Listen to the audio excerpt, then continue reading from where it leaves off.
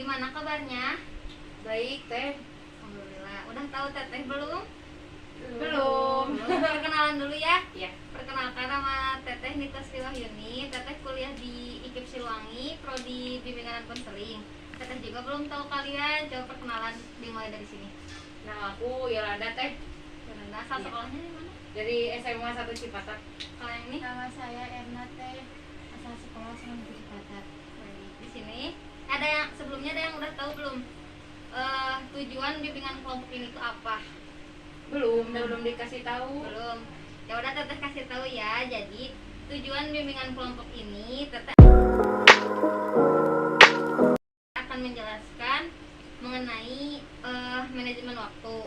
Nah, di sini Teteh akan menjelaskan materi mengenai pengertian, sifat waktu, karakteristik, dampak dan manfaat. Yang pertama, pengertian manajemen waktu itu yaitu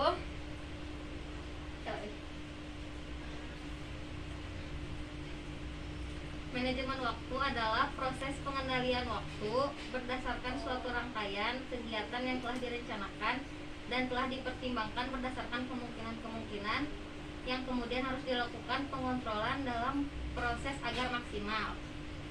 Udah ngerti? Ngerti, Bu. Teh. Nah, Teteh juga akan menjelaskan mengenai sifat waktu. Sifat waktu itu dibagi ada 5. Yang pertama, tidak sengaja. Yang kedua, tidak dapat diubah. Yang ketiga, sesuatu yang dibutuhkan. Yang keempat, dapat dihitung. Dan yang kelima, waktu yang mutlak. Terus materi selanjutnya, Teteh akan menjelaskan mengenai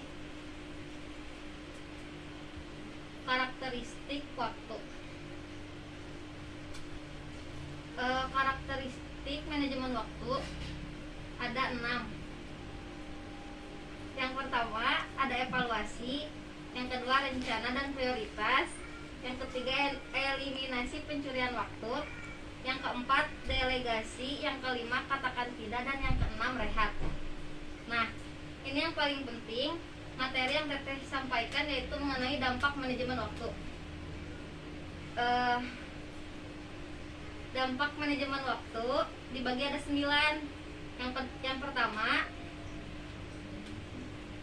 penundaan, kurang tidur, mengkonsumsi makanan yang tidak sehat dan kurang berolahraga. Yang keempat, kurang berenergi. Yang kelima, tidak tepat waktu. Yang keenam, terburu-buru. Yang ketujuh, disorganisasi. Yang kedelapan, waktu kerja yang tidak dapat seimbang. Yang kesembilan, multitasking. Ada yang ngerti multitasking apa? Kemampuan bisa melakukan segala sesuatu kan? Ya, betul. Dan yang terakhir, Teteh akan menjelaskan materi mengenai manfaat manajemen waktu itu apa. Ada 4 ya. Yang pertama, manajemen waktu itu membuat seseorang menjadi tepat waktu dan disiplin. Yang kedua, membuat seseorang menjadi lebih rapi dan terorganisir.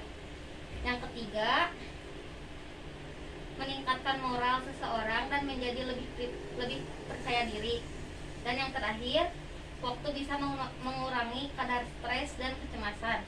Nah, di sini Teteh akan nanya kepada Yolanda mengenai apa yang tadi Teteh sampaikan, yaitu tentang dampak manajemen waktu itu apa. Kalau yang aku pahami ada beberapa dampak buruk dari manajemen waktu. Yang pertama itu ada penundaan itu ya. Penundaan ini menurut saya sama kayak ngaret telat ya. Nah itu sering banget nih kita anak-anak SMA tuh ngaret datang ke sekolah, ujung-ujungnya dihukum juga gitu. Ya, betul. Yaitu konsekuensinya harus kita terima karena kita telat itu kan, karena kita tidak bisa mengontrol waktu. Yang kedua terkait dengan waktu tidur Ya, sebagai anak muda, aku sendiri sih ngerasa memang waktu tidur tuh sulit banget untuk dikontrol. terutama kalau udah main game dan main HP, buka Instagram, buka TikTok itu pasti gak tahu waktu. Ya betul. Dan yang ketiga, yang aku pahami dari penjelasan Teteh terkait dengan multitasking, kita semua manusia pastinya dikasih anugerah sama Tuhan, punya kemampuan masing-masing. Tapi karena kita sering menunda-nunda pekerjaan, menunda-nunda, tidak efektif lah. Jadi nggak kinerja kita untuk berbenah diri tuh jadi berkurang. Jadi Ya. multitaskingnya harusnya ada di nilai 9, bisa-bisa jadi di nilai 7 karena kita tidak bisa memanage waktu itu, gitu sih yang aku pahami. Makasih Yolanda. Ya. Ada yang mau ditanyakan lagi gak? Nah, karena udah ngerti. Kalau dari aku cukup Teh. Cukup. Ya, ya. Kita tutup aja bimbingan kelompok ini. Terima kasih udah menyempatkan waktu dalam bimbingan kelompok ini. Kurang lebihnya mohon dimaafkan ya. Wassalamualaikum warahmatullahi wabarakatuh. Waalaikumsalam warahmatullahi wabarakatuh. Terima kasih.